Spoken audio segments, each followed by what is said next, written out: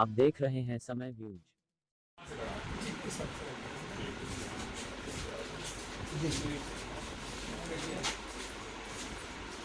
आदरणीय विधायक श्री सुरेंद्र मैथानी जी,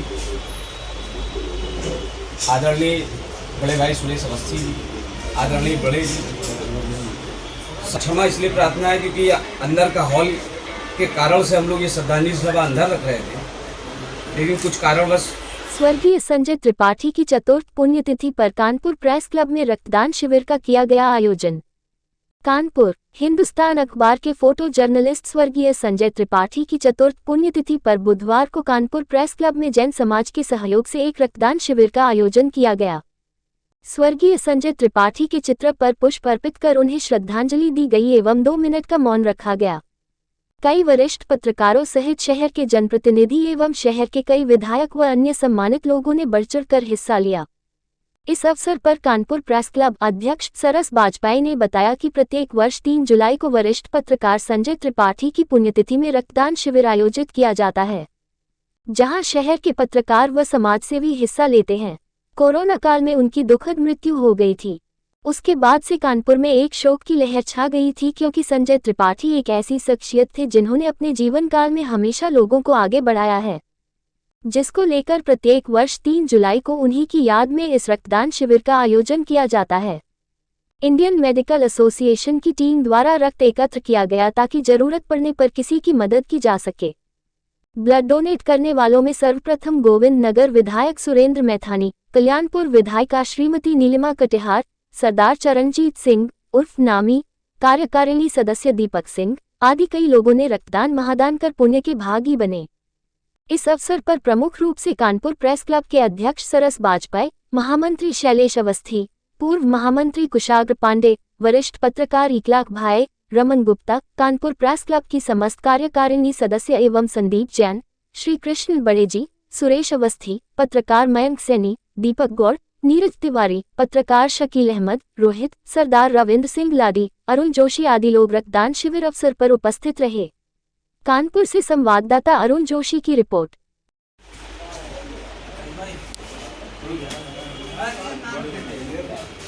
screening box Sanjay ji की याद में हर साल ब्लड कैंप का आयोजन किया जाता है। इस बार भी कानपुर प्रेस क्लब में किया गया है, क्या मैसेज है?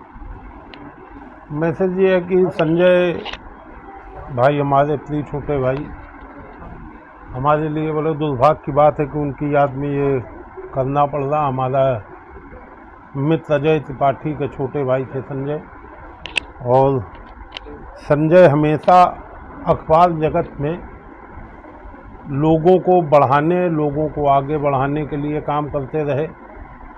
जिस दिन ये सुबह सुबह खबर मिली है कि संजय का ऐसे ऐसे मंदिर से लौटते समय हो गया, तो हम व्यक्तिगत एक बड़े भाई होने के नाते, बाकी अखबार जगत से जुड़े होने के नाते, जितनी क्षति हमको पहुंची उतनी शायद कम पत्रकारों को पहुंची हो।